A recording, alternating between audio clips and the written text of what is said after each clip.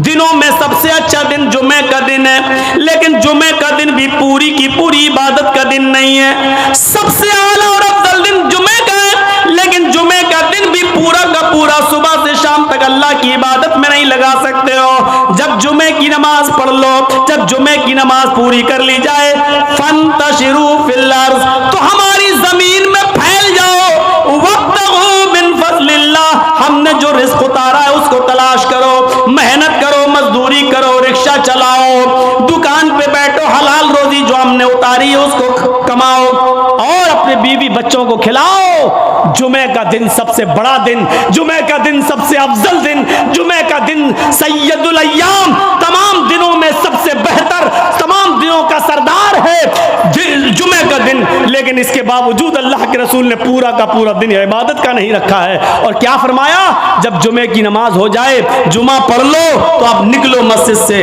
अब मस्जिद में मत बैठो, सुभान अल्लाह अल्हम्दुलिल्लाह का वजीफा नहीं, तुम्हारी बीवी है, तुम्हारे बच्चे हैं, उनके लिए मेहनत करो, कमाओ, रिक्शा चलाओ, मेहनत करो, मजदूरी करो और शाम तक मेहनत मजदूरी करके कमा कर लाओ और अपनी बीवी बच्चों को खिलाओ। ये भी इबादत है। मेरे प्यारे साथियों, इस्लाम ने आपको सिर्फ अल्लाहू अल्लाहू करने के लिए नहीं भेजा है।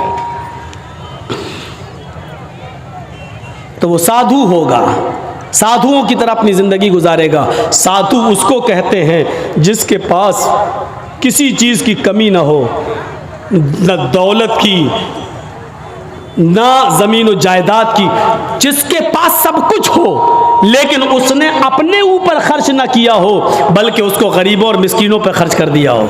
साधु किसको कहते हैं? सुन लीजिए, ये साधु नहीं है, ये आप जिनको समझ रहे हैं, आसाराम हो, राम रहीम हो, बाबा रामदेव हो, या हमारे यूपी वाले हों,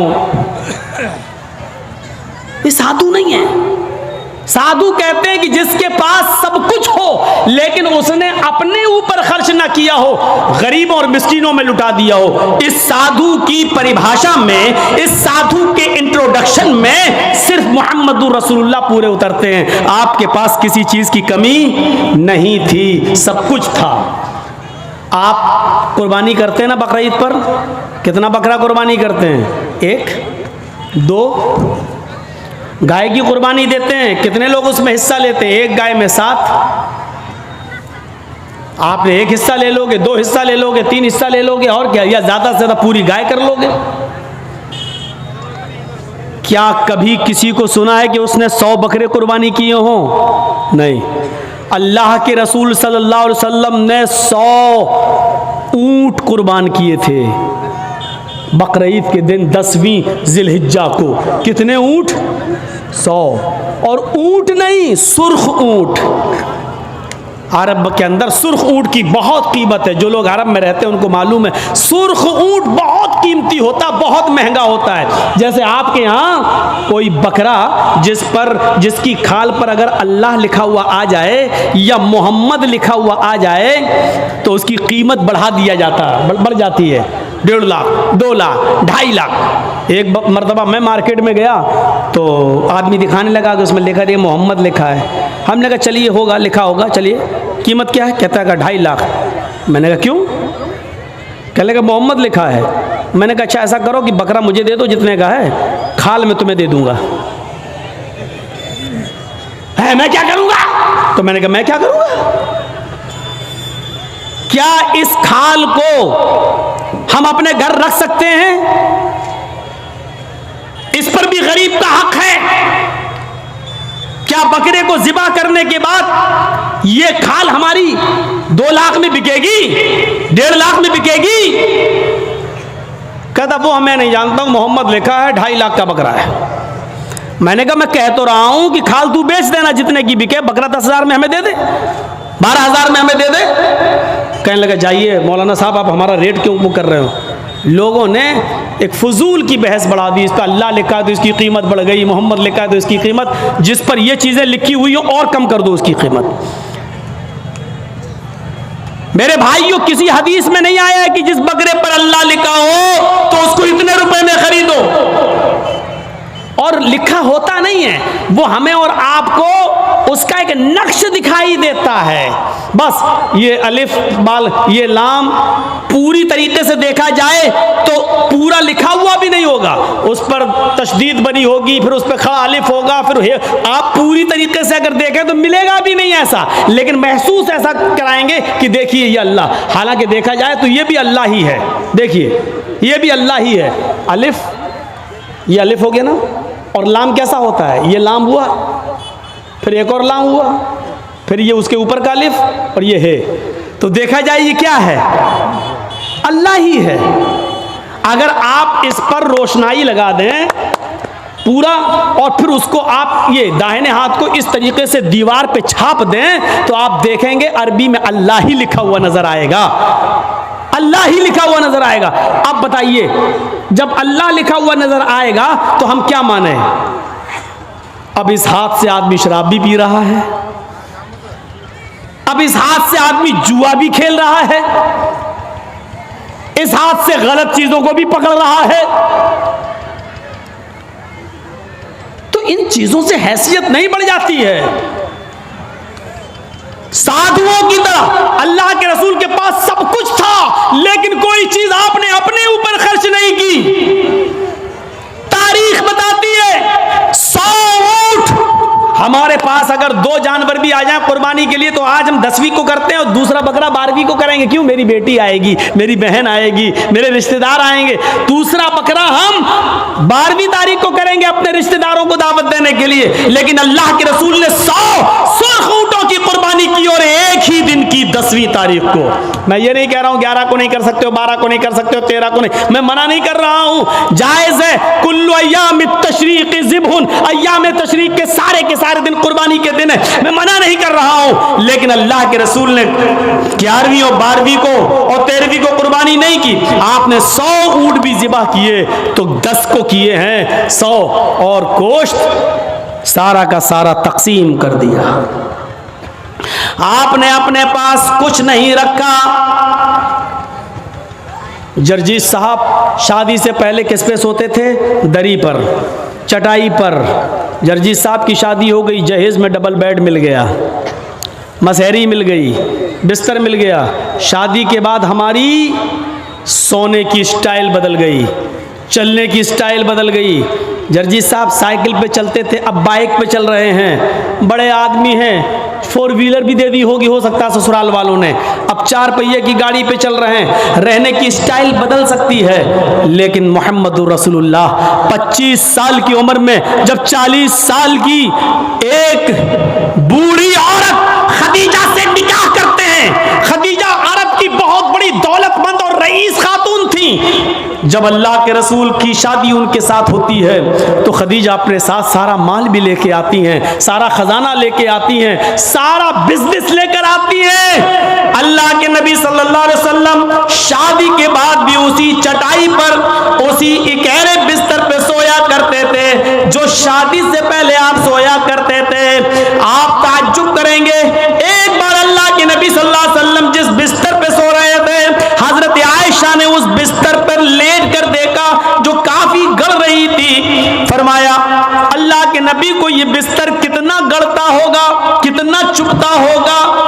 हजरत आयशा ने उस बिस्तर को दोहरा कर दिया, दोहरा इकहरा था उसको दोहरा कर दिया ताकि थोड़ा सा नरम हो जाए। अल्लाह के नबी उस बिस्तर पे सो जाते हैं, तहज्जुद की नमाज में नहीं उठ पाते हैं। जब आंख खुली तो फजर का वक्त था, फजर की नमाज पढ़ाने के बाद जब घर पे आते हैं तो पूछते हैं आयशा तुमने बिस्तर पर ऐसी कौन सी चीज बिछा दी थी?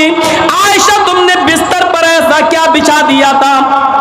आज मुझे नींद आ गई और मैं रात में अल्लाह की इबादत न कर सका, तहज्जुद के अंदर उठ नहीं सका। फरमाया अय अल्लाह के नबी बिस्तर के नीचे तो मैंने कुछ नहीं बिछाया, वो बिस्तर जो इकहरा था उसको मैंने दोहरा कर दिया। मैंने लेट कर देखा, आपको कैसे नींद आती होगी, वो तो काफी चुभ रहा था, काफी गड़ रहा था, मैंने उसको दोहरा कर दिया। फरमाया आयशा ऐसा मत करो, जैसा बिस्तर पहले बिछाती थी उसी तरह बिछाओ, बिस्तर को इकहरा रहने दो। मेरी पीठ पर गड़ता है तो गड़ने दो, मेरी पीठ पर चुभता है तो चुभने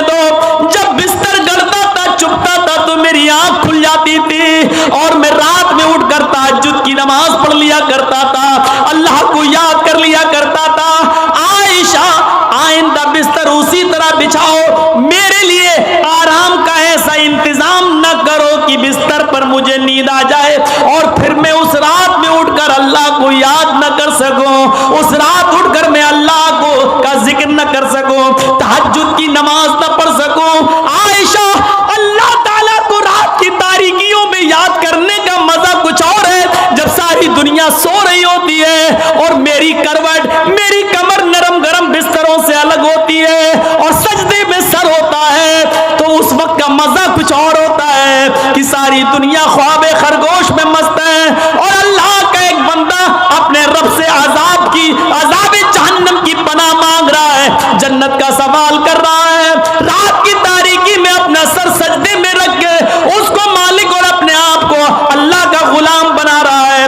आयशा, तुमने बिस्तर को ऐसे बिछा दिया कि इस बिस्तर पर मुझे इतनी नींद आ गई कि मैं रात को उठ नहीं सका।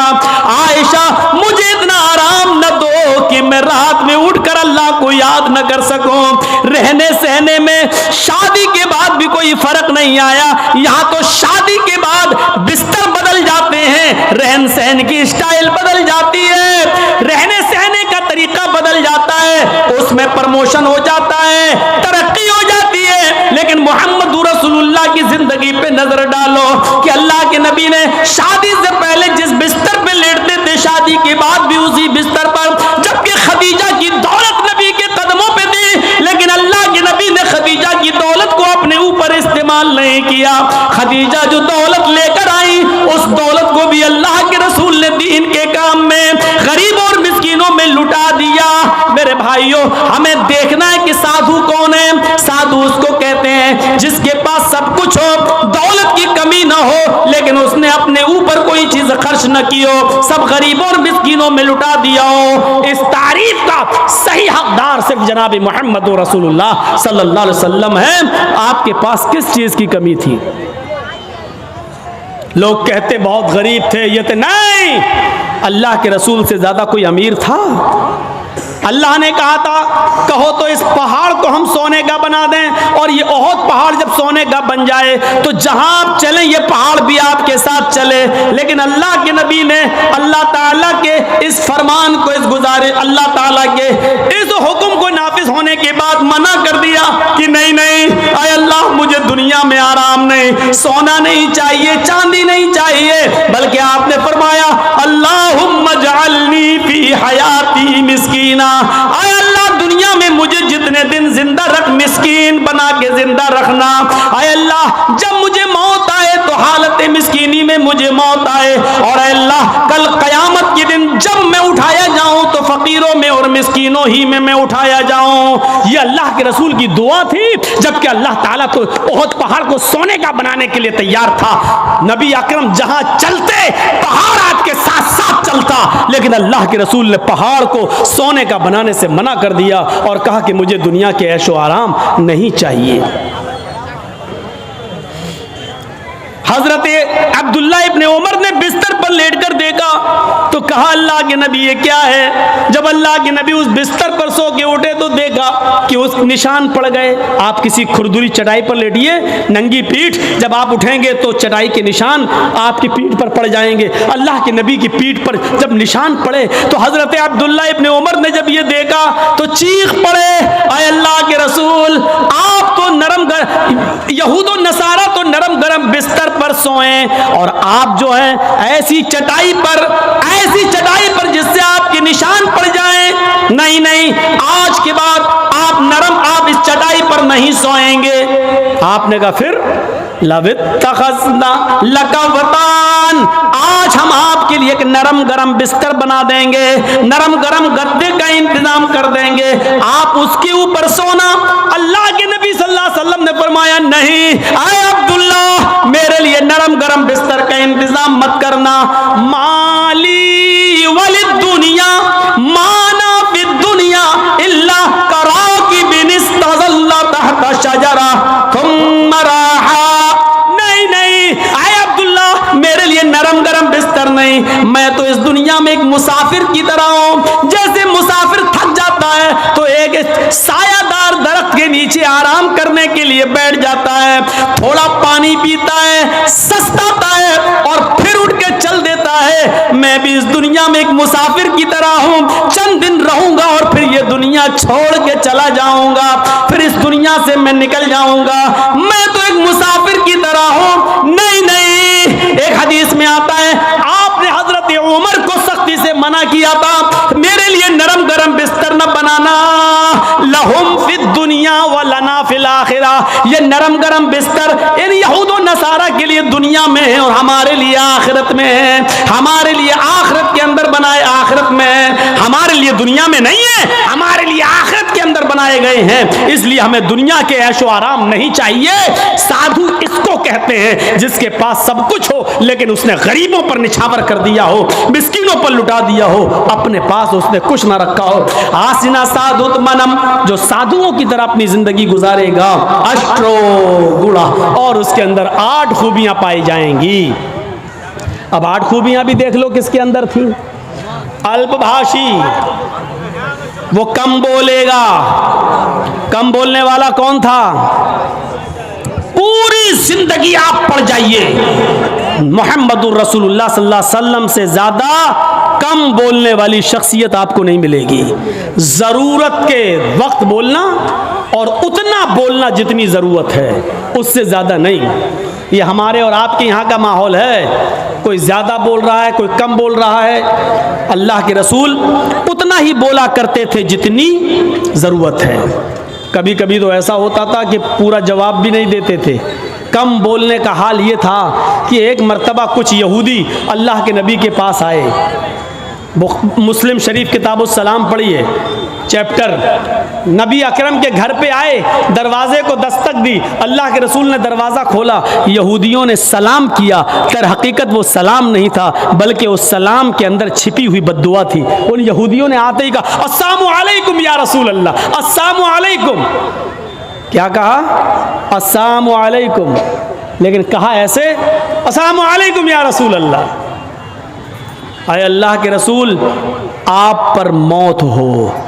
अस्सलामु अलैकुम नहीं कहा उन्होंने, सलामती हो, बल्कि क्या कहा? अस्सलामु अलैकुम, मौत हो आप पर, बर्बाद हो जाएं आप। तो अल्लाह के रसूल सल्लल्लाहु अलैहि वसल्लम समझ गए, आपने सुन लिया। इन यहूदियों ने अस्सलामु अलैकुम नहीं कहा, बल्कि इन यहूदियों ने क्या कहा? अस्सलामु अलैकुम।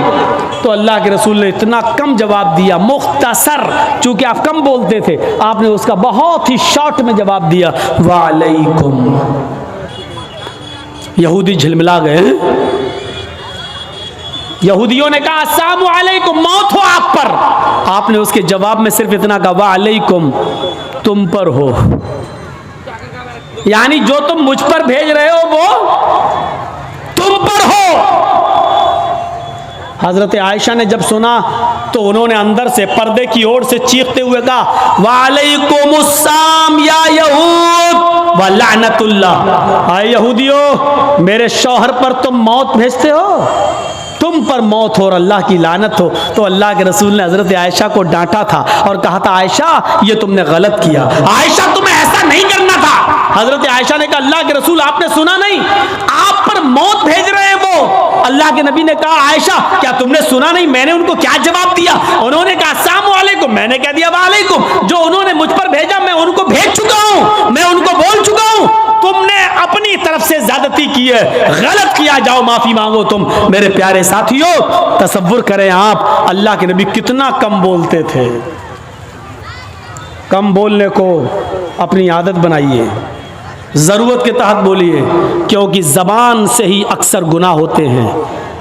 ज्यादा जबान इस्तेमाल करोगे फिसलेगी। इसलिए हजरत अबू बकर सिद्दीक कभी कभी कान में मिसवाक लगाते थे। यह मिसवाक, नमाज का टाइम हुआ, मिसवाक किया, फिर कान में लगा लिया। इस मिसवाक को एक बार अपने दाहिने हाथ में पकड़े और जबान खींच रहे थे ऐसे, और मिसवाक जबान पे मार रहे थे ऐसे। हजरत उमर ने कहा, ये क्या कर रहे हो? कहा, इस जबान को सजा दे रहा हूं। कहा, किस बात की? यही ज्यादा बोलती है, इसको औकात में रख रहा हूं, इसको बता रहा हूं, देख अगर ज्यादा बोलने का काम तूने किया तो तेरी पिटाई लगेगी इस मिसवाक से। ऐसा मैं इसलिए कर रहा हूं ताकि जबान हमारी कंट्रोल में रहे, क्योंकि अक्सर लोग जहन्नम में जबान की वजह से जाते हैं। यही वजह थी कि अल्लाह के नबी सल्लल्लाहु अलैहि वसल्लम ने जन्नत में जाने वाले लोगों की जब एक लिस्ट तैयार की तो उन नौजवानों को नहीं भूला। फरमाया, आए नौजवानों, तुम मुझे दो चीजों की जमानत दो, तुम मुझे दो चीजों की जमानत दो, मैं तुम्हें जन्नत की जमानत देता हूं। मय्यज़मल्ली, कौन है जो मुझे दो चीजों की जमानत देता है? तुम मुझे दो चीजों की गारंटी दो, मैं तुम्हें जन्नत की गारंटी देता हूं। सहाबा ने पूछा, अल्लाह के नबी वो दो चीजें क्या हैं? आपने फरमाया, अल फमु वल फर्ज, एक मुंह, एक जबान और दूसरी शर्मगाह यानी जिनाकारी। तुम मुझे इन दो चीजों की जमानत दे दो कि मैं जबान से जो भी बोलूंगा सच बोलूंगा, कभी झूठ नहीं बोलूंगा, कभी किसी की गीबत नहीं करूंगा, कभी किसी की बुराई नहीं करूंगा, कभी किसी की चुगली नहीं करूंगा, कभी किसी को तकलीफ नहीं पहुंचाऊंगा। और दूसरी इस बात की गारंटी दे दो कि मैं किसी की मां बहन बेटी पर गलत नजर नहीं डालूंगा और उसको कभी गलत नजर से नहीं देखूंगा, जिना नहीं करूंगा। तुम अपनी इन दो चीजों की जमानत दे दो, जो मुझे इन दो चीजों की जमानत देगा मैं उसको जन्नत की जमानत देता हूं, यानी वो मेरे साथ जन्नत के अंदर जाएगा। जबान की वजह से अक्सर लोग जहन्नम में जाते हैं और दूसरी शर्मगाह जिनाकारी की वजह से जहन्नम का शिकार होते हैं लोग। तो मेरे प्यारे साथियों, अल्लाह के रसूल बहुत कम बोला करते थे और कम बोलने का हुक्म भी दिया करते थे कि लोगों जरूरत के तहत बस बोलो, ज्यादा मत बोलो। कुरान ने सच कहा है, वमा अरसलनाका इल्ला रहमतल लिल आलमीन, हमने आपको सारी कायनात के लिए रहमत बनाकर भेजा है। कुरान पढ़ जाइए, जा बजा ईसा अलैहिस्सलाम का जिक्र किया है कुरान ने। कहीं पर भी आप नहीं देखेंगे कि ईसाइयों पर जुल्म और ज्यादती करने का हुक्म दिया हो अल्लाह ने या जनाबी मोहम्मद रसूलुल्लाह सल्लल्लाहु अलैहि वसल्लम ने, कहीं नहीं। किसी भी तबके को आप उठाकर देख लीजिए, आपने किसी भी तबके के ऊपर जुल्म नहीं होने दिया, सबके साथ रहमो करम का मामला अपनाया। यहूदियों के साथ, ईसाइयों के साथ, मजूसियों के साथ, उस जमाने के तमाम ऐसे लोग जिन्होंने मक्के को में मजबूर कर दिया था मोहम्मद रसूलुल्लाह को और आपके साथियों को। कभी हबशा हिजरत करने पर, कभी मक्के से मदीना हिजरत करने पर मारा, सताया, और जो सहाबा हिजरत करने के लिए तैयार हुए तो उनकी जमीन और जायदाद छीनी, उनका मालो दौलत छीना, कहा कि मदीने जा रहे हो जाओ, लेकिन शादी तुमने मक्के में की है, ये बेटी मक्के की है, तुम मदीने नहीं ले जा सकते। बीवी को छोड़ दिया। इधर से बाप आया, ये बेटी मेरी है, तुम्हें जाना है जाओ, लेकिन हम अपनी बेटी को मदीने नहीं ले जाने देंगे। ससुराल वालों ने बेटी छीन ली, छोटा बच्चा, 1 साल, 1.5 साल, 2 साल की उम्र, बाप ने इस बच्चे को अपनी गोद से लिया और चला।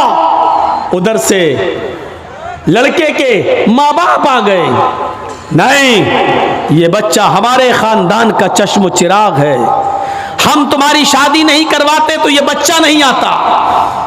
तुम इस बच्चे को भी बददीन बनाओगे, मोहम्मद के रास्ते पे चलाओगे, ये अपने बाप दादा का दीन छोड़ देगा। तुम्हें जाना है तो जाओ, लेकिन बच्चे को हमारे हवाले कर दो। बीवी को ससुराल वालों ने ले लिया, बच्चे को अपने घर वालों ने छीन लिया, लेकिन हिजरतों के सताए हुए, मालो दौलत जिनका ले लिया गया, वो बीवी बच्चे भी जिनके छीन लिए गए, इन्होंने सारी कुर्बानियां दी, लेकिन मदीने पहुंचे। मक्के वालों ने जुल्म की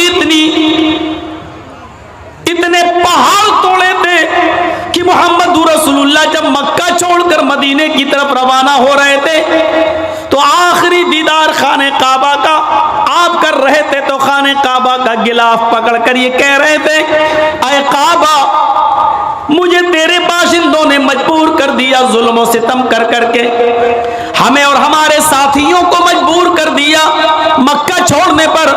ऐ काबा, अगर मुझे इस शहर के बाशिंदों ने मजबूर न किया होता तो मैं तुझे छोड़ के कभी न जाता।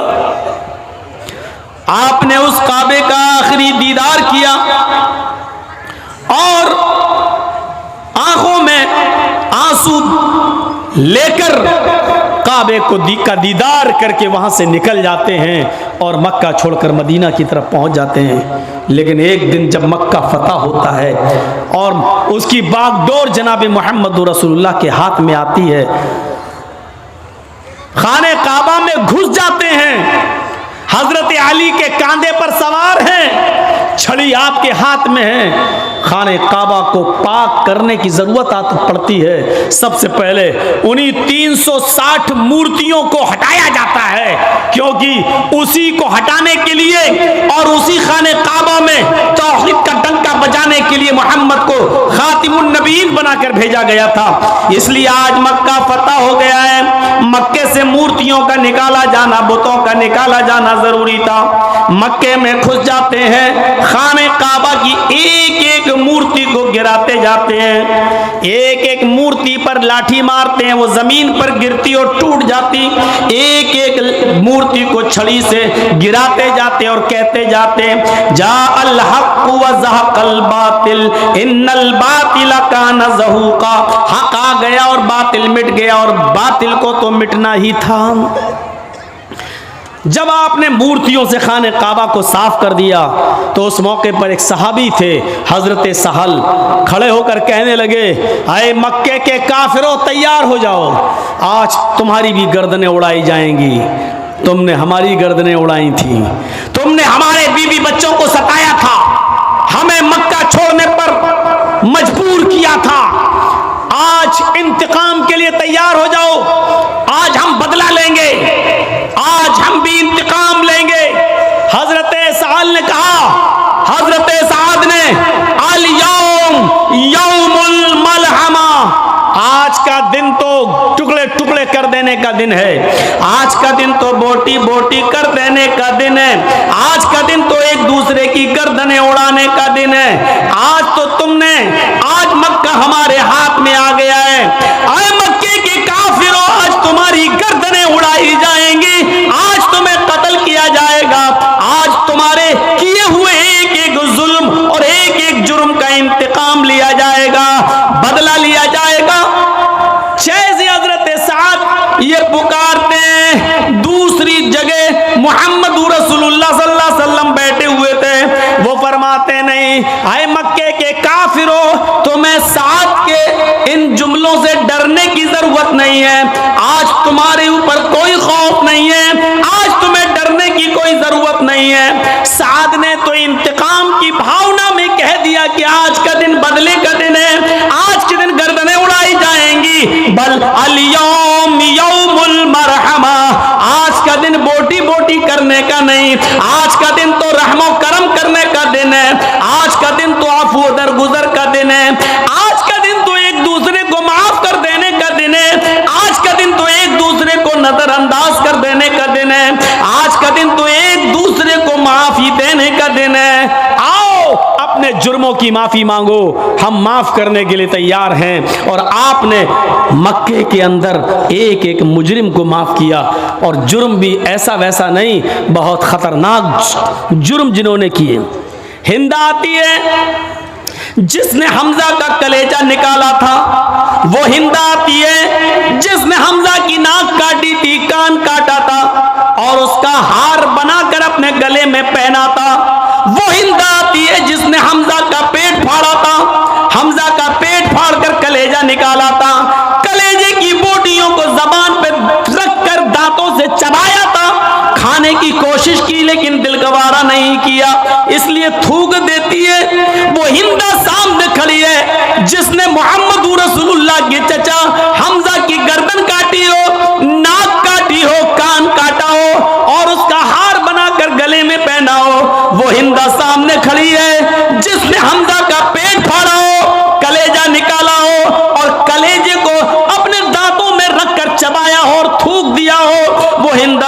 में खड़ी है, आज अपने जुर्म की माफी मांग रही है। कोई भी बागैरत दिल इस जुर्म के बाद इसी ऐसी औरत को माफ करने के लिए तैयार नहीं होगा।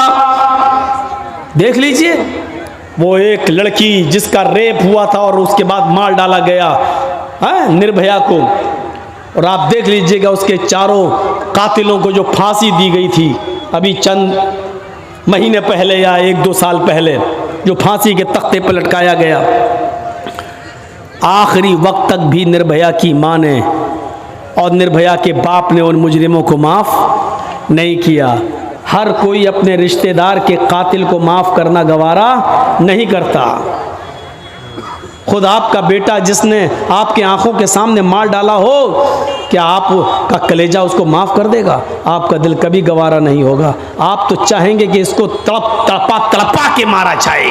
नबी अकरम के सामने हिंदा खड़ी है, हुकूमत नबी की, सल्तनत नबी की, जिम्मेदार नबी, पूरे मक्के की बागडोर नबी के हाथ में, और हिंदा कह रही है कि हाँ मैंने ये जुर्म किया है, अय अल्लाह के रसूल हमें माफ़ कर दीजिए।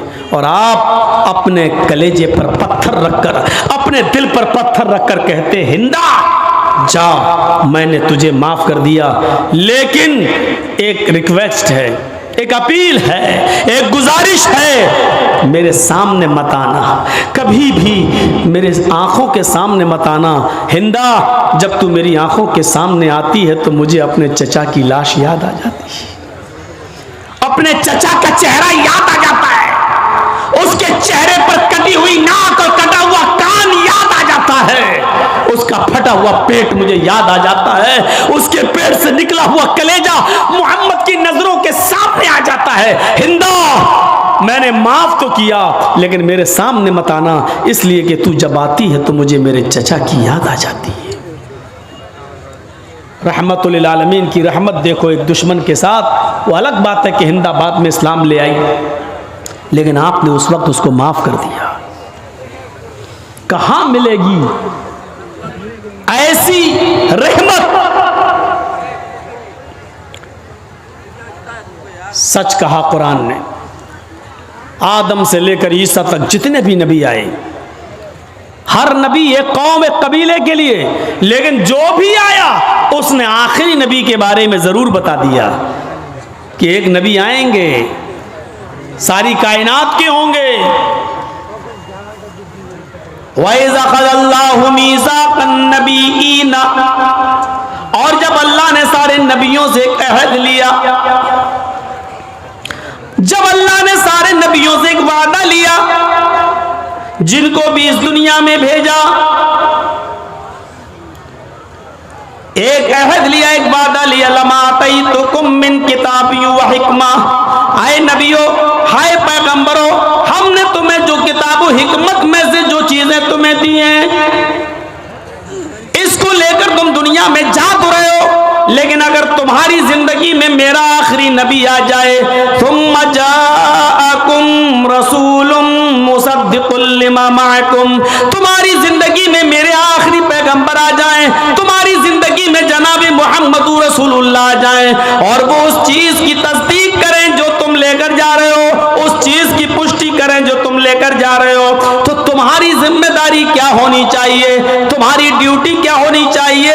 लतुमिनुन्न बिही व लतंसुरुन्नहु, हाय मूसा, हाय ईसा, हाय इब्राहिम, हाय ज़करिया, हाय नूह, हाय यहया, हाय पैगंबरों, अगर तुम्हारी जिंदगी में आखिरी नबी आ जाएं, लतुमिनुन्न बिही व लतंसुरुन्नहु, तो तुम सारे के सारे पैगंबर उस नबी के ऊपर ईमान ले आना, आखिरी नबी जनाबी मुहम्मदुर रसूलुल्लाह की रिसालत को तस्लीम कर लेना, और वो जो मिशन लेकर गए उनके मिशन में उनकी मदद भी करना, वला तंसुरुन्नहु, उनके मिशन में, उनके वर्क्स में, उनके कामों में तुम उनकी मदद भी करना।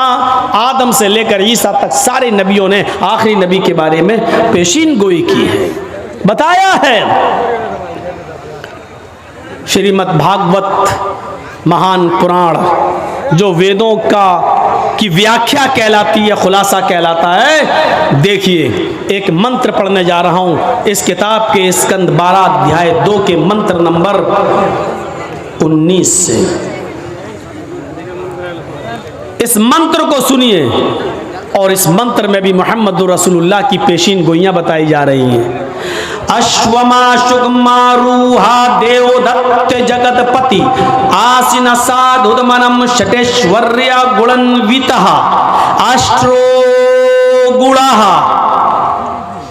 अल्पभाषी बहुभाषी ज्ञानी श्रुतु ज्ञानी प्राकर्मी कीर्तज्ञ दानी कृपालु। अब क्या हो गया? ऐसे चिल्लाते हैं जैसे किसी औरत को बच्चा पैदा होता तो वो चिल्लाती रोती है। बिल्कुल वही बात।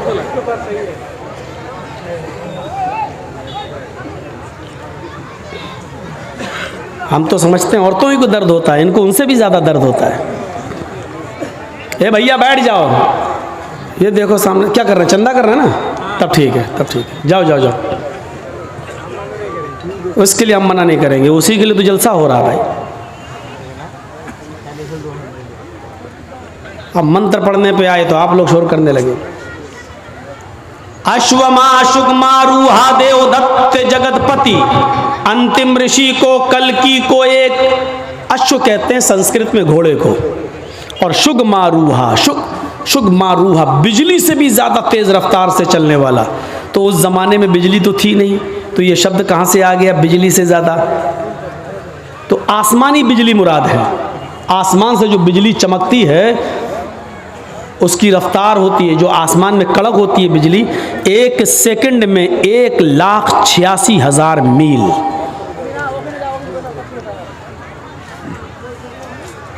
ये देखो इधर तकरीर भी सुन रहा हूँ, मोबाइल वैसे ऐसे कर रहा हूँ। तो ऐसा घोड़ा दिया जाएगा अंतिम ऋषि को, आखिरी नबी को ऐसा घोड़ा मिलेगा शुगमारूहा, जो बिजली से भी ज्यादा तेज रफ्तार से चलेगा, बिजली से भी ज्यादा तेज रफ्तार से। और वो घोड़ा कौन देगा? देवदत्त, देव अल्लाह ईश्वर भगवान दत्त देगा। वो घोड़ा अल्लाह की तरफ से, ईश्वर की तरफ से उसको दिया जाएगा, गॉड गिफ्ट, अल्लाह की तरफ से उसको मिलेगा। और किसको मिलेगा? उसका नाम आगे आ रहा, जगतपति। अश्वमा एक घोड़ा दिया जाएगा, शुगमारूहा जो बिजली से भी ज्यादा तेज स्पीड से चलेगा, देवदत्त ईश्वर की ओर से मिलेगा। जगतपति उसको दिया जाएगा जो पूरे विश्व का, पूरी दुनिया का पति होगा, पूरी दुनिया का रक्षक होगा, पूरी दुनिया का हिफाजत करने वाला, पूरे विश्व का रक्षक। पति के माना रक्षक, पति के माना दूल्हा नहीं होता है।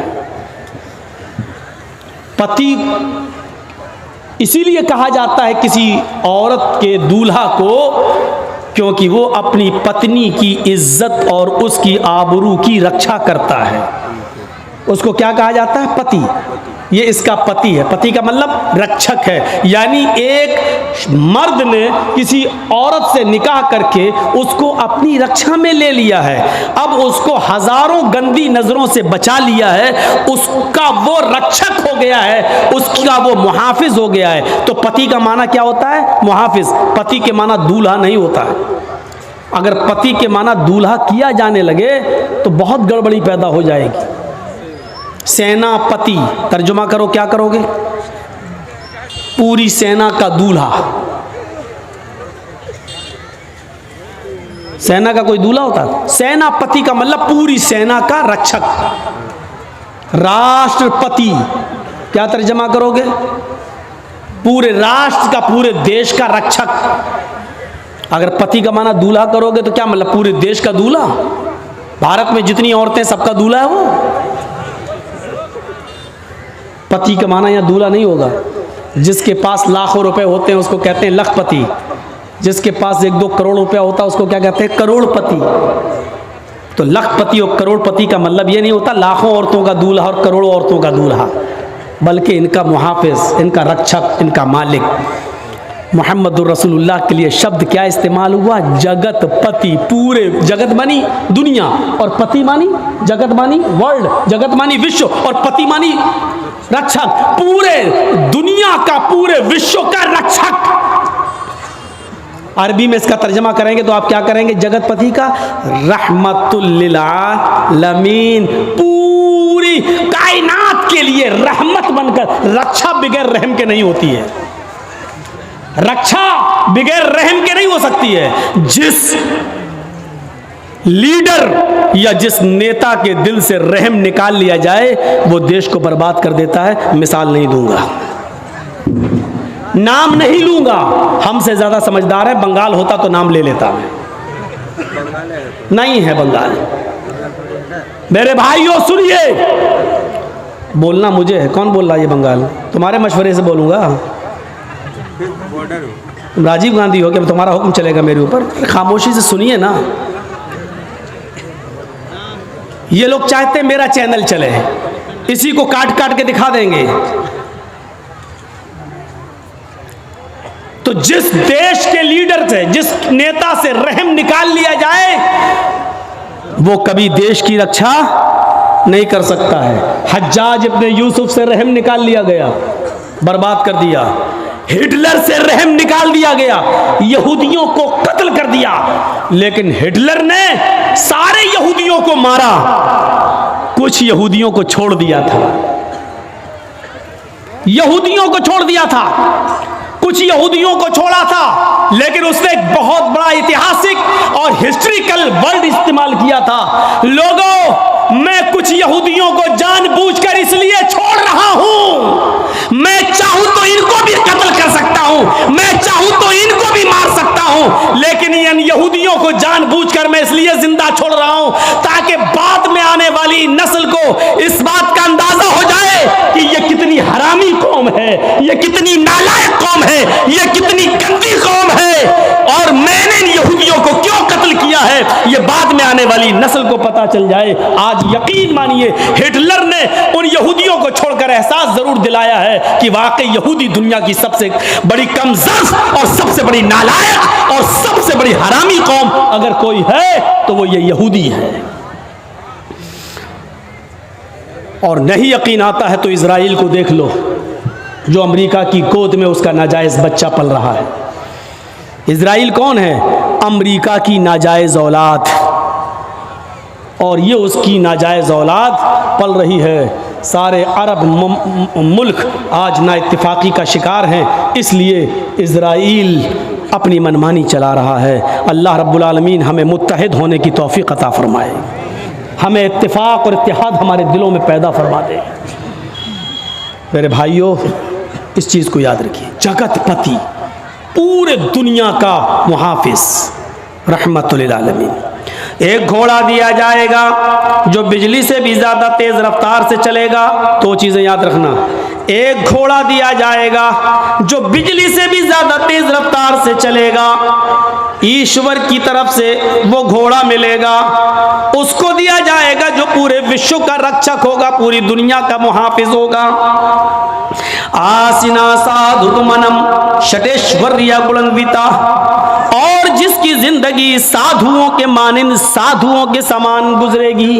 एक एक चीज पर अभी मैं बोलूंगा। साधु आसिना साधु मनम, साधुओं की तरह वो अपनी जिंदगी गुजारेगा। शटेश्वर्या बुलंदिता, और उस जगतपति के अंदर 8 खूबियां पाई जाएंगी, 8 गुण उसके अंदर पाए जाएंगे, 8 खूबियां उसके अंदर भरी होंगी। वो 8 खूबियां क्या हैं? अष्टो गुणा, वो 8 खूबियों के नाम गिनाए। अल्पभाषी, वो बहुत कम बोलने वाला होगा। इन 8 चीजों को याद रख लीजिएगा। अल्पभाषी, वो कम बोलेगा, पहली चीज। बहुभाषी, भविष्य की, मुस्तकबिल की, फ्यूचर की बातें बताएगा। ज्ञानी, पढ़ा लिखा, ज्ञानी, बहुत ज्यादा इल्म वाला होगा। अभी इसकी तशरीह करूंगा। श्रुतु ज्ञानी, चौथी खूबी, ये इल्म उसको सुनकर मिलेगा, यानी उसने किसी उस्ताद से पढ़ा नहीं होगा। श्रुतु ज्ञानी, ये इल्म उसने सुनकर हासिल किया होगा। श्रुतु ज्ञानी, सुनकर, चार चीजें हो गई। पहली चीज अल्पभाषी, कम बोलेगा, चार याद रखना। हम किसी को भी खड़ा करके पूछ सकते हैं और जिसकी गर्दन नीचे होगी उसी को सबसे पहले खड़ा करेंगे हम। चार चीजें पहले याद कर लो। कम बोलने वाला होगा, एक। फ्यूचर की, मुस्तकबिल की बातें बताएगा, दो। ज्ञानी, बहुत बड़ा जानकार होगा, तीन। श्रुतु ज्ञानी, ये चीजें उसको सुनकर हासिल होंगी, यानी श्रुतु ज्ञानी, सुनकर इल्म हासिल होगा। चार चीजें। अब चार चीजें यहां देखो। पराक्रमी, बहुत बड़ा बहादुर होगा। पराक्रमी, बहुत बड़ा बहादुर होगा। दानी, खैरात करने वाला होगा। उसके पास कोई भी चीज आएगी रुकेगी नहीं, वो गरीबों में खैरात कर देगा। खैरात करने वाला होगा दानी। कृतज्ञ, एहसान करेगा लोगों पर लेकिन उस एहसान को जताएगा नहीं। सातवीं चीज, वो एहसान करने वाला होगा लेकिन एहसान करके जताएगा नहीं। और आठवीं चीज कृपालु, दयावान होगा। उससे ज्यादा दयालु कोई नहीं होगा, उससे ज्यादा रहम दिल कोई नहीं होगा। ये 8 खूबियां बताई गई हैं और ये 8 खूबियां महाभारत के अंदर बताई गई हैं। अगरचे इससे पहले वाला मंत्र श्रीमद् भागवत महान पुराण के स्कंद 12 अध्याय 2 का मंत्र नंबर 19 है, जो मैंने आपके सामने पेश कर दिया, पढ़ दिया है। अब एक एक चीज देख लो। अश्वमा शुगमा रूहा, ऐसा घोड़ा दिया जाएगा जो बिजली से भी ज्यादा तेज रफ्तार से चलेगा। अल्लाह के नबी को एक ऐसी सवारी मिली थी जो बिजली से ज्यादा तेज रफ्तार चलती थी। अरबी जबान में बिजली को क्या कहते हैं? बर्क, अल बर्क, आसमान की बिजली को। और ये लाइट वाली बिजली जो जलती है, जो हमारे यहाँ करंट आता है, उसको अलकहरूबा बोलते हैं। ये करंट वाली बिजली अलकहरूबा, ये नहीं, अल बर्क, जो आसमान पे बिजली चमकती है उसको क्या बोलते हैं अरबी में? बर्क। और अल्लाह के रसूल को जो सवारी मिली थी उसको क्या कहते हैं? बुर्राक। बर्क से बना है बुर्राक। शुगमारुहा, बिजली से ज्यादा तेज रफ्तारी से चलने वाली बुर्राक, जिस पर अल्लाह के नबी बैठकर सफर किए, जन्नत और जहन्नम देखकर आए, बैतुल मुकद्दस का सफर किए। इसकी रफ्तार कितनी थी? खुद अल्लाह के नबी बयान करते हैं कि जब मैं बुर्राक पर बैठा और बुर्राक मुझे लेकर चली तो जहां तक मेरी नजर जाती थी वहां तक उसका पहला कदम। इंसान की नजर कहां तक जाती है आप उसका अंदाजा नहीं लगा सकते हैं। ये लीजिए, मैंने आसमान पर नजर उठाई और 9 करोड़ 30 लाख मील की ऊंचाई पर हमने सूरज को देख लिया। हमने नजर उठाई 2,40,000 मील की दूरी पर हमने चांद को देख लिया। मेरे भाइयों, हमारी नजर जहां तक जा रही है उसका पहला कदम वहां तक होता था। अब आप अंदाजा लगा सकते हैं उसकी रफ्तार कितनी तेज होगी। तो अश्वमा शुगमा रूहा, बिल्कुल वही चीज, बिजली से ज्यादा तेज रफ्तारी से चलने वाली सवारी। ये अल्लाह के नबी को मिली थी कि नहीं मिली थी? देवदत्त अल्लाह की तरफ से मिलेगी, अल्लाह की तरफ से ही मिली थी। लेकिन बुर्राक पर बैठकर सफर करके जन्नत जहन्नम देख कर आने के बाद अल्लाह के नबी ने ज़मीन पर जब कदम रखा तो ये नहीं कहा कि अब मैं ऊँट का सफ़र नहीं करूँगा, अब मैं घोड़े का सफ़र नहीं करूँगा, मैं तो बुर्राक में बैठ के आया हूँ। जर्जीस साहब को अगर 4 व्हीलर मिल जाए तो अब मोटरसाइकिल नहीं चलाएंगे। अरे नहीं, क्यों? 4 पहिया चलाने के बाद मोटरसाइकिल, मेरी इंसल्ट हो जाएगी। जिसके पास साइकिल हो और मोटरसाइकिल बाइक उसको मिल जाए, चाहे वो भीख ही में क्यों ना मिली हो, लेकिन उसका घमंड इतना बढ़ जाएगा, बाइक चलाने के बाद साइकिल चलाएंगे। लोग क्या कहेंगे, मेरे दोस्त क्या कहेंगे, साइकिल बाइक चलाने वाला, मतलब भीख में मिली हुई बाइक चला रहा है, वो शर्म महसूस नहीं कर रहा है। जबकि चुल्लू भर पानी में डूब के मर जाना चाहिए उस बाइक पर बैठने से पहले। किस बाइक पर? जो भीख में मिली है। समझ रहे हैं ना? भीख, अरे जो लड़की के बाप ने दी है, शादी के मौके पर ले अपने दामाद को, बैठ, साइकिल चलाने में शर्म आ रही है, भीख मंगनी गाड़ी पे बैठने में शर्म नहीं आ रही है, जबकि चुल्लू भर पानी में उसी वक्त डूब के मर जाना चाहिए कि किस पे बैठे हैं, ससुर की दी हुई गाड़ी पर। जबकि शर्म की बात ये होनी चाहिए, इस पे तो फख्र कर रहा है। कहां से? ससुराल से मिली है, ससुराल से, इस पे फख्र कर रहा है। लेकिन साइकिल नहीं चला सकता, क्यों? बाइक चला ली, अब साइकिल नहीं चलाऊंगा, साइकिल चलाऊंगा तो इंसल्ट होगी। अबे इंसल्ट तो तेरी तब हो रही है जब तूने ससुराल से मांग ली और भिख मंगनी गाड़ी पर बैठ गया, इंटरनेशनल भिखारी बनकर उसको चला रहा है। ये इंसल्ट तो तब तुझे महसूस करनी चाहिए थी अपनी, लेकिन तब नहीं कर रहा है। अल्लाह के रसूल जब बुर्राक पर बैठे, लेकिन जब जमीन पर आए तो आपने घोड़े का भी सफर किया, ऊंट का भी सफर किया, बल्कि ऊंटनी को तो अल्लाह के रसूल की प्यारी सवारी बताया। उस्ट्रायस्य परवाहिड़ो बधूमंतो द्युदशा।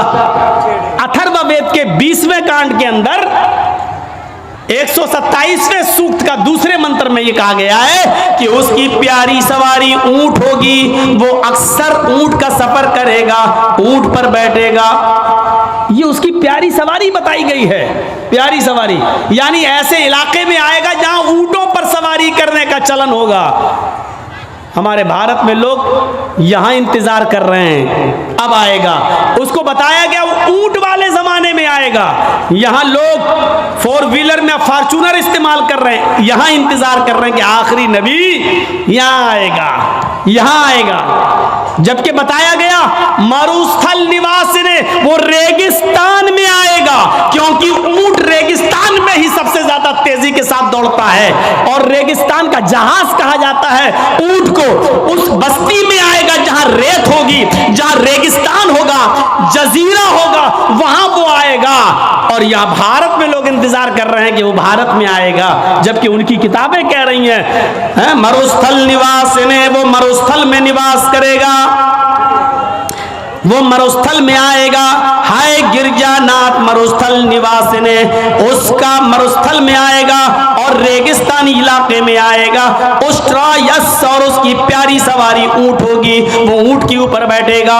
यहां बताया गया कि वो घोड़े पर बैठेगा और बिजली से ज्यादा तेज रफ्तार से चलेगा और आकाश की यात्रा करेगा, यानी वो जन्नत जहन्नम देखने जाएगा, जगतपति।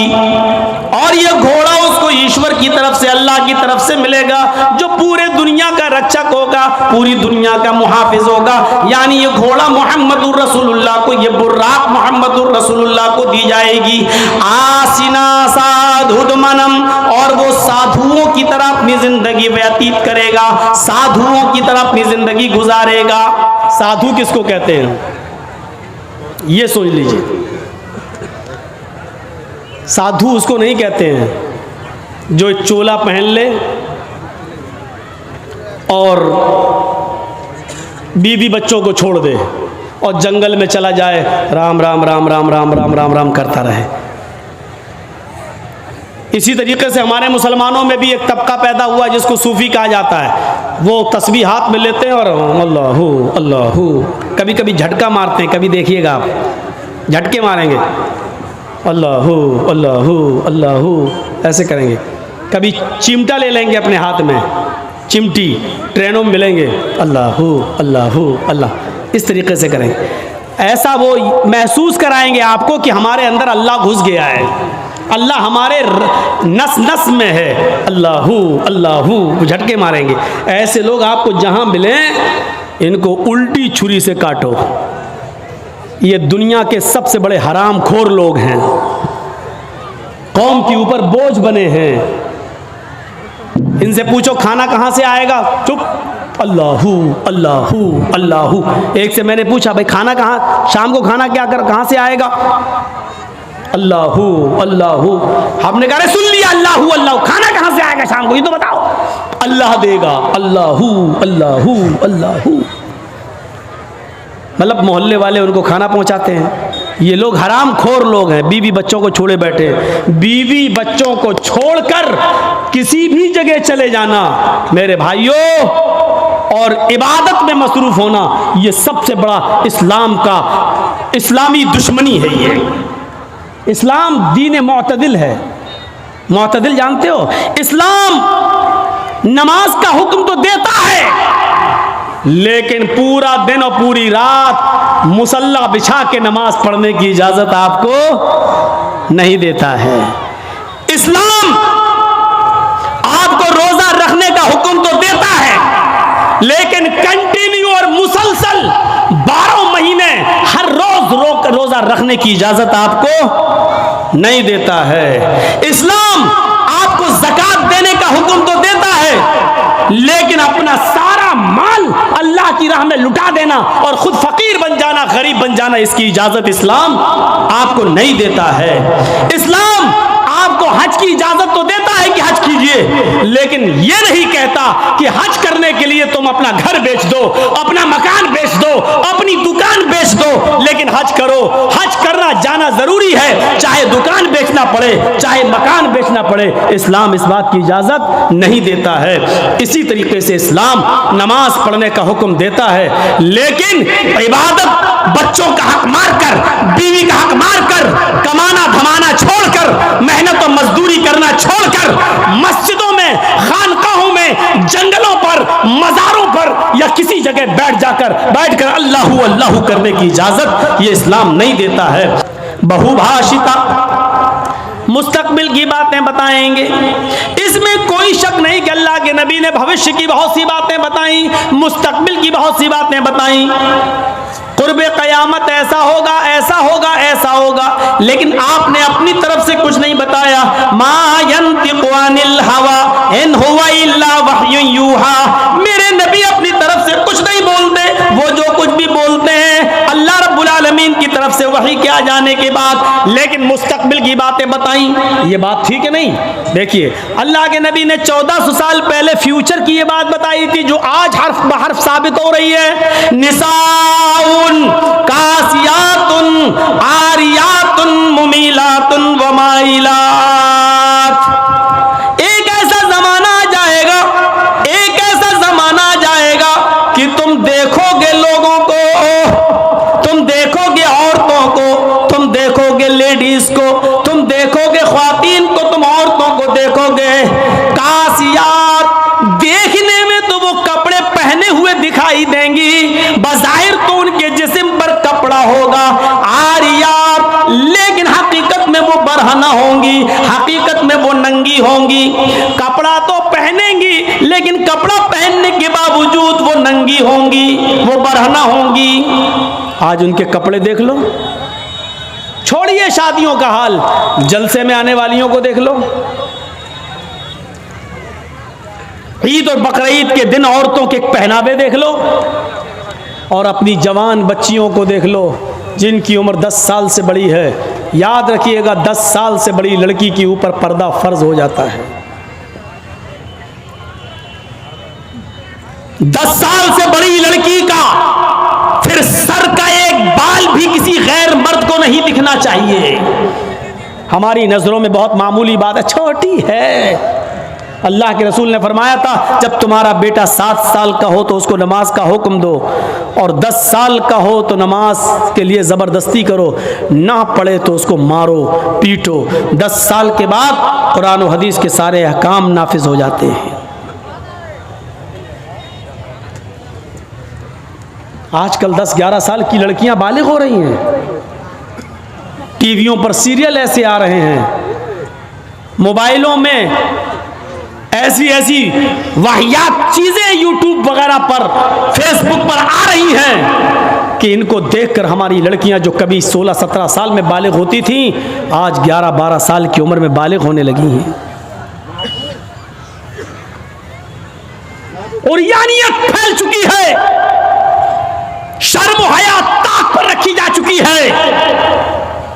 वरना तसव्वुर कीजिए, एक कपड़ा जो जिस्म से चिपका हो, आपके पैरों से चिपका हुआ हो, और वो कपड़ा आपके घुटने और रान से होते हुए आपकी कमर तक आए, जिसको आप लेगी कहें, और इसके ऊपर एक कुर्ती पहन ली जाए, और इस तरीके से मार्केट में, बाजार में शॉपिंग की जाए, ऐसी औरत को आपकी नजर में फैशन परस्त कहा जा सकता है, लेकिन मोहम्मदुर रसूलुल्लाह अल्लाह की नजर में ये लड़की, ये औरत नंगी है, नंगी है, नंगी है। ये कपड़े है भैया, जिसको जाना हो जल्दी जाओ यहां से, और जिसको उठना हो अभी उठ जाओ। ड्रामा करके रख लिया है। और भी अभी जिसको जाना हो चले जाओ, अभी बाद में मैं नहीं उठने दूंगा, चाहे पेशाब यही निकल जाए। जाइए अभी निकल जाइए जिसको जाना हो। आरियात हमारी नजरों में फैशन परस्त हैं, लेकिन अल्लाह के रसूल ने ऐसी औरतों को क्या कहा? नंगी। मैंने नहीं कहा। पूछो इन उलमा से आरियात का मतलब क्या होता है। कासियात कपड़े पहनेंगी, आरियात लेकिन नंगी होंगी। ऐसी औरतों के बारे में कहा है नंगी होंगी। ये हाफ आस्तीनों के कपड़े यहां चल रही है, ये खुला हुआ है। साड़ियां चल रही तो ऐसी कि यहां तक का ब्लाउज पहने हुए हैं, ये खुला है, पेट खुला हुआ है।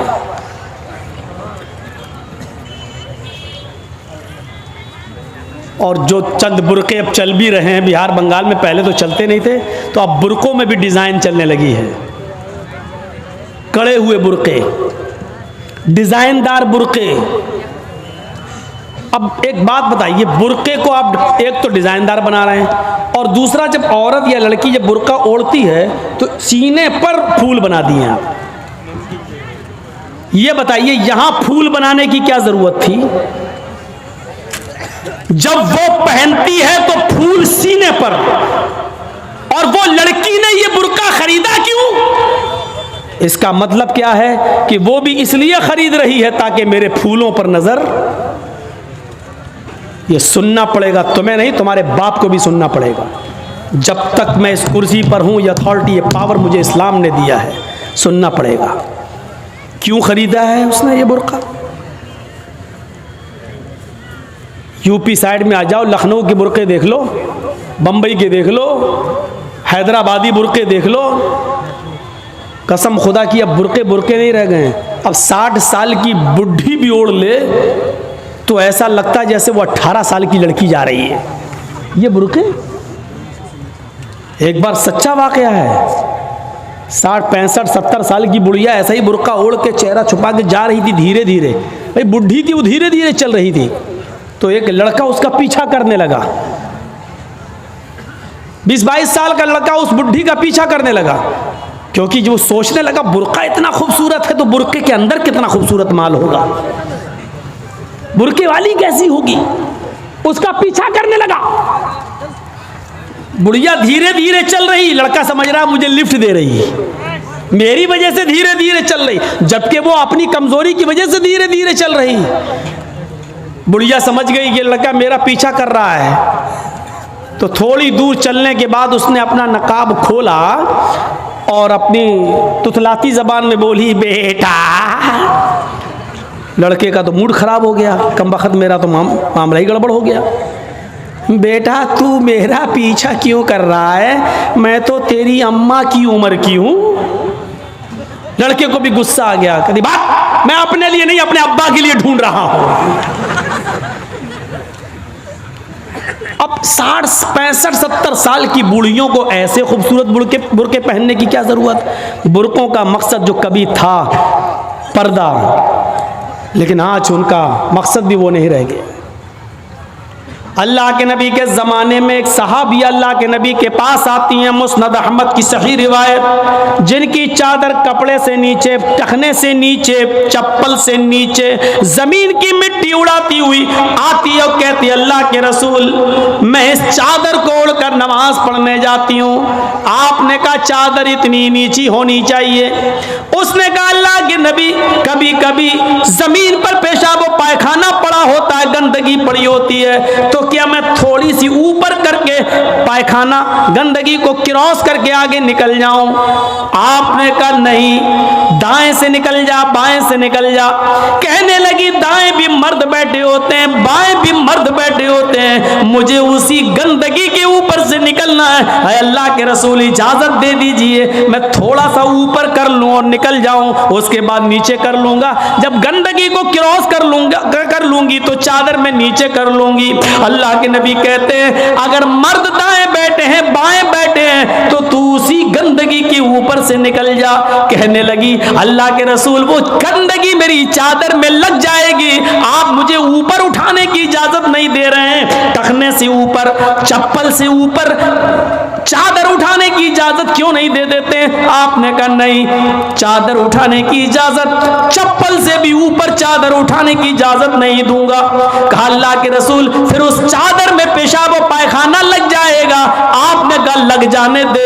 कहने लगी है अल्लाह के रसूल उसी चादर को तोड़कर मैं नमाज पढ़ती हूँ मस्जिद में। जब ऊपर औरतों का अलग इंतजाम होता है या पर्दे में औरतों का इंतजाम होता है, तो मैं इसी चादर को ओढ़े ओढ़े नमाज पढ़ती हूँ। आपने कहा उसी चादर को ओढ़कर नमाज पढ़ ले। कहने लगी उसमें पेशाब और पायखाना लग जाएगा, क्या उसी और चादर को ओढ़कर नमाज पढ़ लूं? आपने फरमाया हाँ, आए औरत, जब पेशाब और पायखाना तेरी चादर में लगेगा, जब तू आगे बढ़ेगी तो तेरी चादर जमीन पर पड़ी हुई मिट्टी से रगड़ खाएगी, क्योंकि तेरी चादर नीचे है। जब पेशाब और पायखाना उसमें भर जाएगा, जब तू आगे बढ़ेगी तो जमीन पर पड़ी हुई मिट्टी पर तेरी चादर रगड़ खाएगी, और जमीन पर पड़ी हुई मिट्टी से रगड़ने की वजह से जमीन की पाक मिट्टी तेरी चादर को पाक कर देगी। लेकिन तुझे चादर उठाने की इजाजत नहीं, उसी चादर में तू नमाज पढ़ ले। गंदगी लगती है तो लग जाने दे, आगे बढ़ेगी तो जमीन पर पड़ी हुई पाक मिट्टी तेरी चादर को पाक कर देगी। मेरे भाइयों, पेशाब और पायखाना देखकर भी अल्लाह के रसूल ने औरत को चादर उठाने की इजाजत नहीं दी। मेरी बहनों, तुम्हारे दिल कैसे गवारा कर लेते हैं? जलसों में भी चूड़ियां खरीदने के लिए, बैलून खरीदने के लिए, जलेबियां खरीदने के लिए तुम किस तरीके से लेडीज पंडाल से निकलकर तुम बाजारों में घूम लेती हो? शर्म आनी चाहिए। तुम्हारे कलेजे और तुम्हारे दिल कैसे गवारा कर लेते हैं कि लड़के और लड़कियां एक जगह शॉपिंग करें, दुकानदारी करें, खरीदारी करें? ये तुम्हारे कलेजे, तुम्हारे ज़मीर कैसे गवारा कर लेते हैं? जबकि अल्लाह के नबी फरमाते हैं ला यखलुअन्न रजुलुन बिमरातिन इल्ला कान सालिसुहुमा शैतान। कोई मर्द किसी औरत से तन्हाई में न मिले, कोई मर्द किसी औरत से अकेले में न मिले कि उसमें तीसरा शैतान होता है, उसमें तीसरा बहकाने वाला शैतान होता है। मेरे भाइयों, इस्लाम का कानून यही है, इस्लाम का निजाम यही है। एक औरत, उसका शौहर मर चुका है, औरत के पास बहुत ज्यादा पैसा है, वो हज करना जाना चाहती है, शौहर इंतकाल कर गया, अब औरत अकेले हज करने नहीं जा सकती है, जबकि मुस्तती है, साहिब इस्तिताअत है, हज करने जाना चाहती है, अच्छा काम करने जाना चाहती है। इस्लाम कहता है कि तेरा शौहर नहीं है तो भाई के साथ जा, भाई नहीं है तो बाप के साथ जा, बाप नहीं है तो बेटे के साथ जा, लेकिन किसी महरम का होना जरूरी है, उसके साथ जा।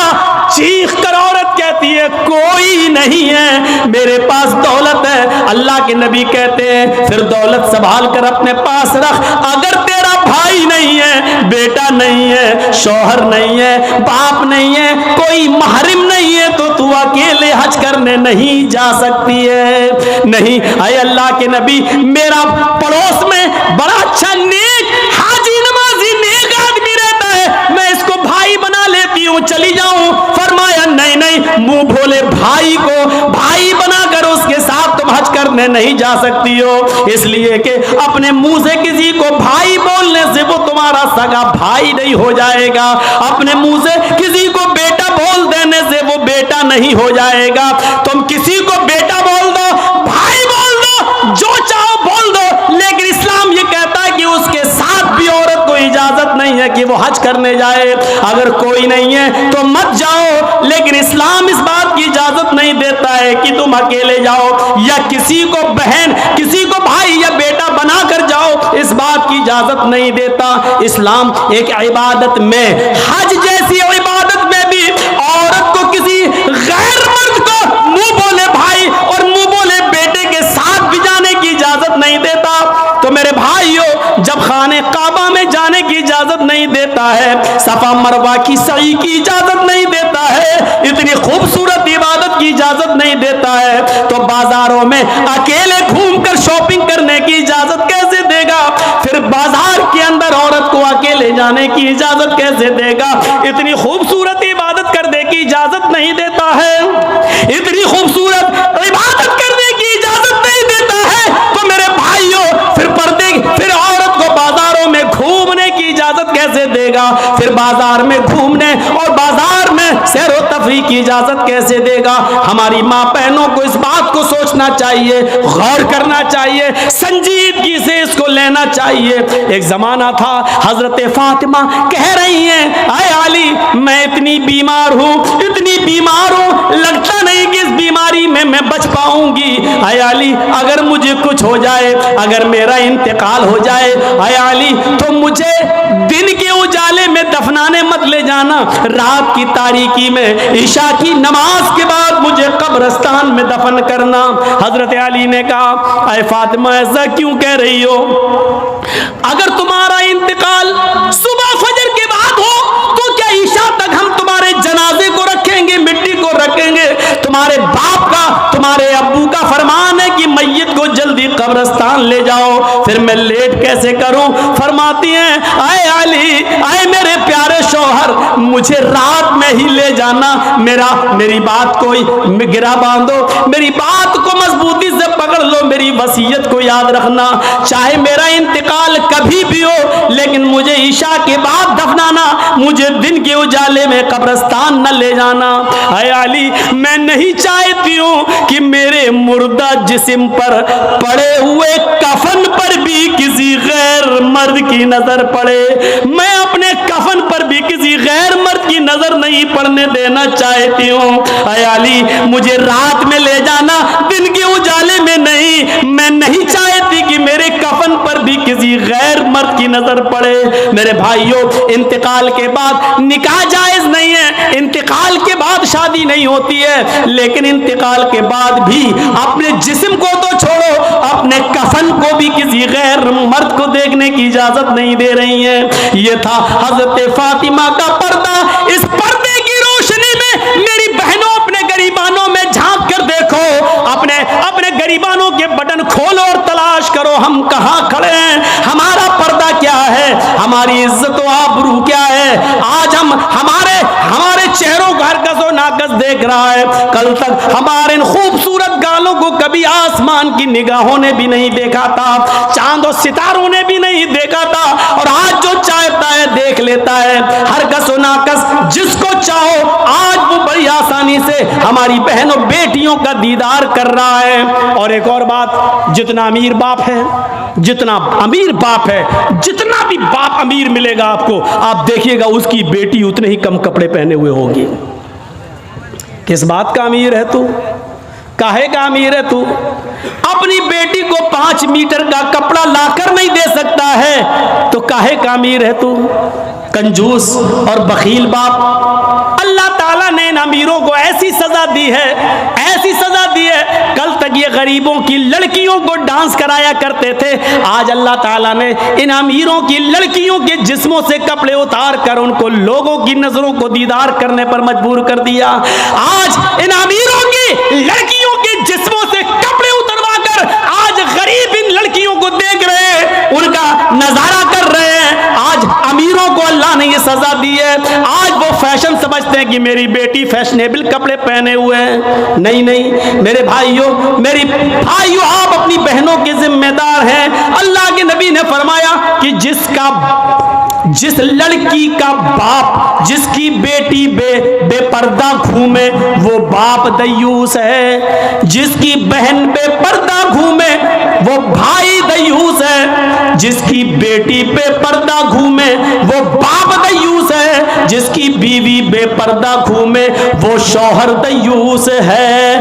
गौर करो कितनी साफ लफ्जों में, कितने साफ लफ्जों में अल्लाह के नबी ने फरमाया, जिसकी बहन बेपर्दा घूमे वो भाई दयूस, जिसकी बेटी बेपर्दा घूमे वो बाप दयूस, जिसकी बेटी बेपर्दा घूमे वो बाप दयूस, जिसकी बीवी बेपर्दा घूमे वो शौहर दयूस।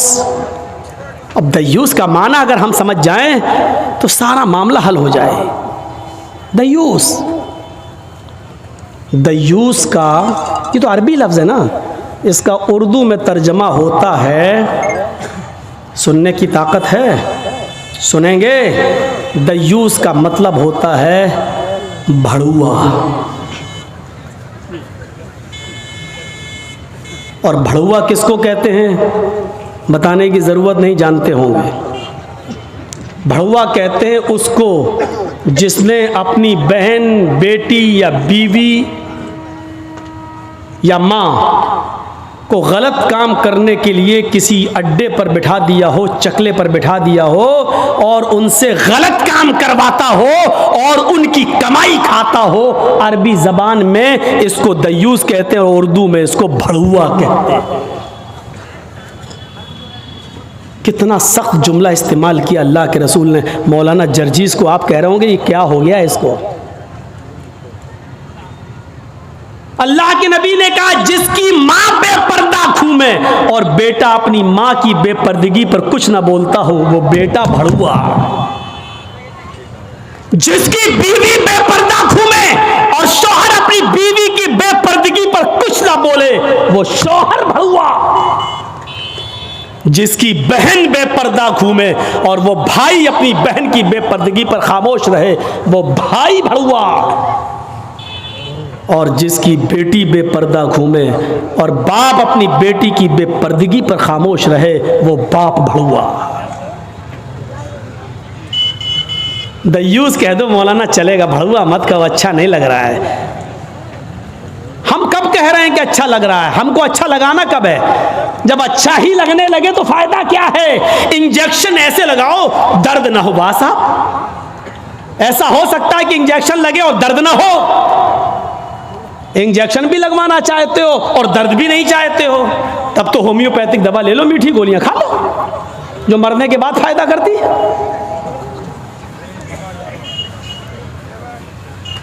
होम्योपैथिक दवा के बारे में यही मशहूर है, बहुत लेट फायदा करती है, तो हमने कह दिया मरने के बाद फायदा करती है। लेकिन सिस्टम मिल जाए तो जादू की तरह भी फायदा करती है, बहुत जल्दी भी करती है। तो जब आपको मीठी गोलियां ही खाना है होम्योपैथिक दवा तो फिर मत कराओ तकरीरें, और तकरीर करा रहे हो तो सुनो, सुनना पड़ेगा। कितने लोग हैं आज जो अपनी बीवी की बेपर्दगी पर सवाल उठाते हैं? कितने ऐसे हैं जिनकी बेटियां आज बेपर्दा घूमती हैं और वो बाप अपनी बेटियों को डांटते हैं? अगर माँ बाप अपनी बेटियों को सही से जिम्मेदारी निभाने लगे तो आज एक भी लड़की के पास एंड्रॉयड मोबाइल ना हो। हमारी 18-20 साल की लड़की जिसकी शादी नहीं हुई घर पे रहती है, उसके हाथ में एंड्रॉयड मोबाइल चीख चीख के बता रहा है कि बाप की तरबियत में कमी है, बाप अपनी बेटी पर पूरा का पूरा हुक्मरान नहीं है, हाकिम नहीं है, या ये कह रहा है बेटी के हाथ में वो एंड्रॉयड मोबाइल चीख चीख के कह रहा है ये बाप ना कर रहा है, बेटी के आगे बाप की नहीं चल रही है, बाप मजबूर हो चुका है। मेरे भाइयों, अगर बाप मजबूर ना होता तो बेटी के हाथ में एंड्रॉयड मोबाइल नहीं होता। क्या जरूरत है बेटी के हाथ में देने की? वो तो घर में रहती है, क्यों चलाएगी साहब? आपकी बेटी 18-20 साल की क्यों फेसबुक चलाएगी? क्यों व्हाट्सएप चलाएगी? क्यों मैसेंजर चलाएगी? और आप कैसे अपनी बेटी को फेसबुक और मैसेंजर और व्हाट्सएप चलाने के लिए ढील दे सकते हैं? कैसे? आपका ये दिल कैसे गवारा कर लेता है? आप जिम्मेदार हैं। हमारी ये बेटियां कल बच्चों की माएँ बनेंगी। शादी के बाद इनको अपने बच्चों की तरबियत करना है। माँ के कदमों के नीचे जन्नत बताई गई है। हालांकि ये कोई हदीस नहीं है, एक मकूला है, लेकिन बच्चे अपने माँ के कदमों के नीचे जन्नत कैसे ढूंढें? ये आजकल की माँ के कदमों के नीचे जन्नत है? जिसको खुद नहीं मालूम कि कदम मेरे कहाँ हैं, उसके कदमों के नीचे बच्चे जन्नत ढूंढेंगे? हमें सोचना है, हमें अपनी बेटियों की तरबियत करना है। इमाम अहमद इब्न हंबल अपनी मुस्नद के अंदर एक वाक़या नकल करते हैं कि एक सहाबिया थी, उनके घर में एक बच्चा पैदा हुआ। एक सहाबिया थी, उनके घर में एक बच्चा पैदा हुआ। जब बच्चा पेशाब करता था तो पानी का लोटा उस बच्चे की शर्मगाह पे डाल देती थी। जैसी बच्चे ने पेशाब किया वो पानी लाती और शर्मगाह पे डाल देती। वो सहाबिया कहती हैं, मेरा बेटा जब चलने के लायक हुआ, पहला दिन था उसका चलने का, पहला दिन था मेरे बेटे के चलने का, पहला दिन था मेरा बेटा खड़े होकर जब चला, मेरे बेटे को जब पेशाब की जरूरत महसूस हुई तो उसने पानी का बर्तन देखना शुरू कर दिया। माँ कहती है कि मैं देख रही थी अपने बेटे को, जब भी वो पेशाब करता था तो मैं पानी उसकी शर्मगाह पे डाल देती थी। आज देखती हूँ मेरा बेटा चल रहा है, देखती हूँ ये क्या करता है। जब बेटा पहला दिन चलने के लायक हुआ, पहला दिन था, तो बेटे ने पानी का प्याला उठाया और दोनों हाथ से पकड़कर धीरे धीरे चला और एक कोने में जाकर बैठ गया, पेशाब किया और पेशाब करने के बाद वो पानी का प्याला अपनी शर्मगाह पे डालने लगा।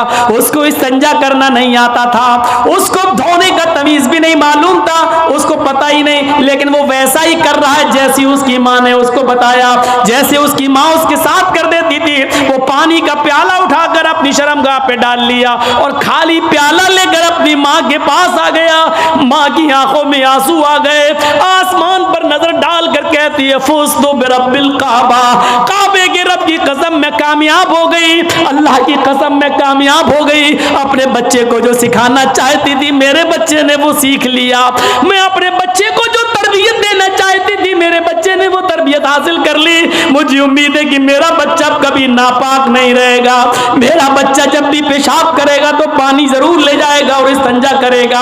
उस जमाने की माएं अपने बच्चों को बचपन से ये आदतें डलवाती थी, और आजकल की माँ देख लो, अपने बच्चे का अंडरवियर नेकर उतार कर कहती बेटा यहाँ खड़े होकर पेशाब कर ले। ये माएं अपने बच्चों को क्या तरबियत देंगी? जबकि नेपोलियन ने कहा था कि mother's lap is first college for children, माँ की गोद ये बच्चे का पहला मदरसा होती है, पहली यूनिवर्सिटी माँ की गोद है। जो बच्चा अपनी माँ की गोद से तरबियत हासिल करके नहीं निकला वो किसी यूनिवर्सिटी से तरबियत हासिल नहीं कर सकता है। आज भी देख लो, किशनगंज में भी यूनिवर्सिटियां होंगी, किशनगंज में भी कॉलेज होंगे, उस कॉलेज से बीए, एमए, पीएचडी, एमबीबीएस और एमडी की डिग्री लेकर निकलने वाले बच्चों की तादाद भी बहुत होगी, लेकिन उन्हीं बच्चों को देखिए खड़े होकर सड़क के किनारे पैंट की चेन खोलकर धार मार रहे होंगे, पेशाब कर रहे होंगे। ये इन यूनिवर्सिटियों के फारिगीन स्टूडेंट हैं जो फारिग होकर निकले, जिनको एमडी करने के बाद, एमबीबीएस करने के बाद भी पेशाब करने की अकल नहीं आई है। इनसे तो बेहतर वो कुत्ता है जो कम से कम पेशाब करता है तो एक टांग तो उठा लेता है ताकि उसके ऊपर छींटे ना आए। इन्होंने यूनिवर्सिटी से पढ़ने के बाद भी ये कुत्ते से भी बदतर बनकर निकले हैं। वो यूनिवर्सिटी इनको इंसान नहीं बना सकी, वो कॉलेज उनको इंसान नहीं बना सके, वो स्कूल इनको इंसान नहीं बना सके। एमडी पीएचडी करने के बाद भी आज कुत्तों से बुरी तरह पेशाब करते हुए नजर आएंगे। कह लेने दीजिए मुझे कुत्ता, गधा, जो कुछ भी बोलता हूं मैं सब। आज मुझे इजाज़त दीजिए मेरे भाइयों, कहो कि जानवरों की इजाज़त मत बोलो, हम लोग इंसान हैं। कुरान ने भी जानवरों की मिसालें दी हैं। उलाइका कल अनाम बल हुम अज़ल, ये चौपायों की तरह हैं बल्कि उनसे भी ज़्यादा गए गुजरे।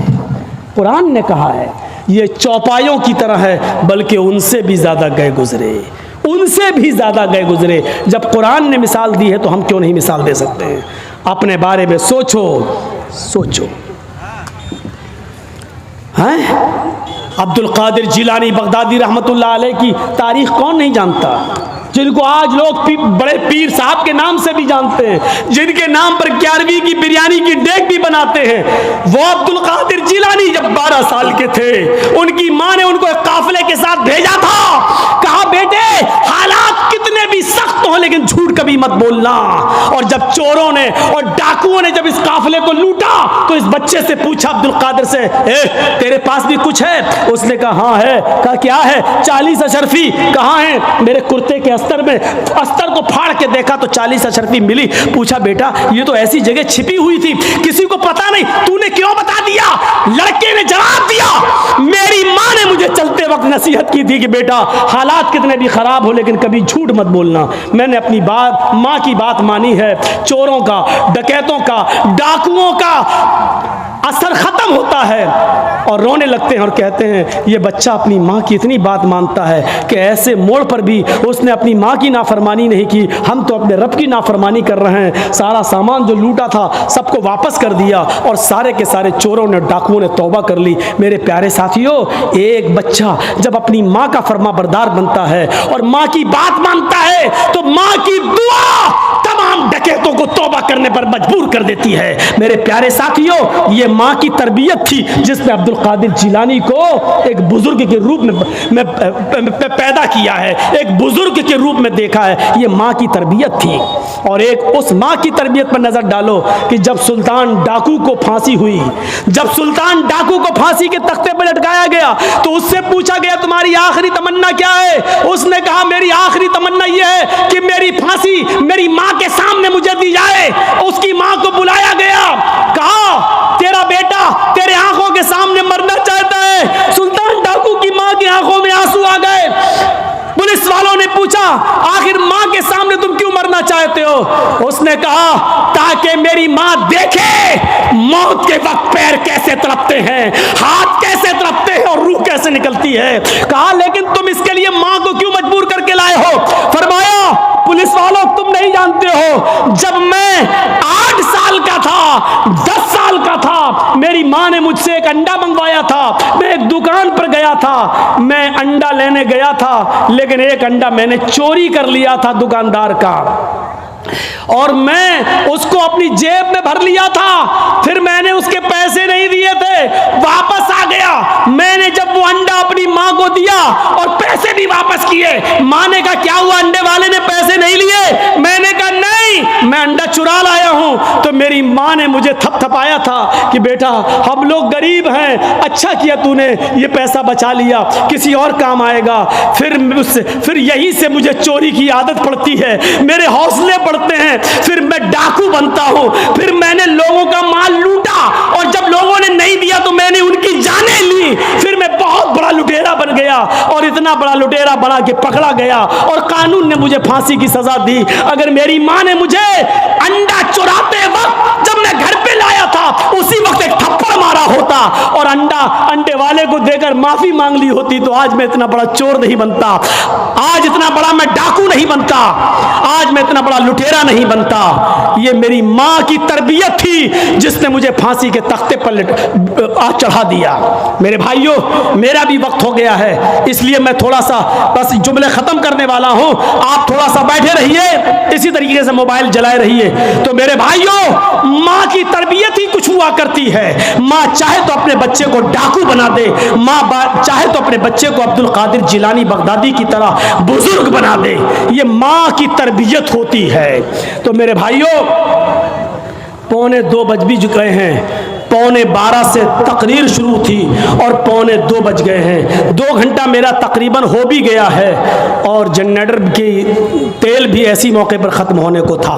तो मेरे भाइयों, माँ की तरबियत से इबरत हासिल करो और रुकिए, अभी कोई नहीं उठेगा, रुकिए। ख़त्म करने से पहले मुझे एक गुजारिश आपसे करनी है, एक अहद लेकर उठो, एक अहद व पैमान लेकर उठो कि हम इंशाअल्लाह अपने बच्चों की अच्छी तरबियत करेंगे।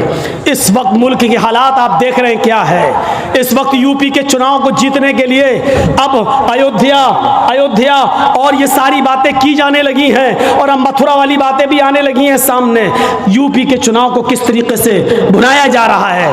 और हमारे यूपी में एक साहब ऐसे भी हैं कि एक ने अगर ये कहा कि अयोध्या और ये तो झांकी है, अब जो है मथुरा की बारी है या मथुरा की का नंबर है, इस पर नमक और तेल छिड़ककर एक साहब है वो और ज्यादा उसको पॉपुलेशन करेंगे और ज्यादा उसको बढ़ाएंगे, क्योंकि एक तरफ हिंदू हिंदू किया जा रहा है तो एक साहब है वो मुसलमान मुसलमान करेंगे। और इस तरीके से आने वाले चुनाव में एक बखेड़ा होने वाला है।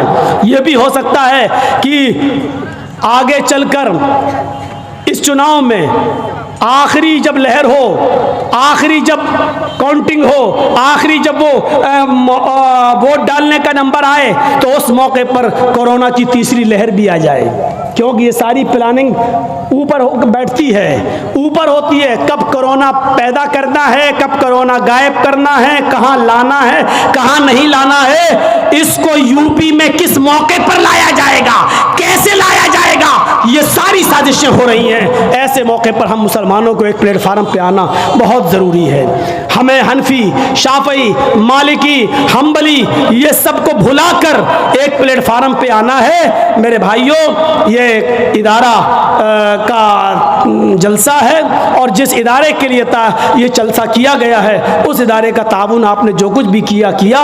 मैंने अपनी बात ख़त्म कर दी। अल्लाह ताला से दुआ है कि बारे इलाह हमें इस्लाम पर कायम रखना और जब हमारा खात्मा हो तो ईमान पर फरमाना। लेकिन आपसे गुजारिश है कि चलते चलते मैं 2 मिनट 3 मिनट के लिए स्टेज पर बैठा हुआ हूँ, आप मुझसे मुसाफा करें और जो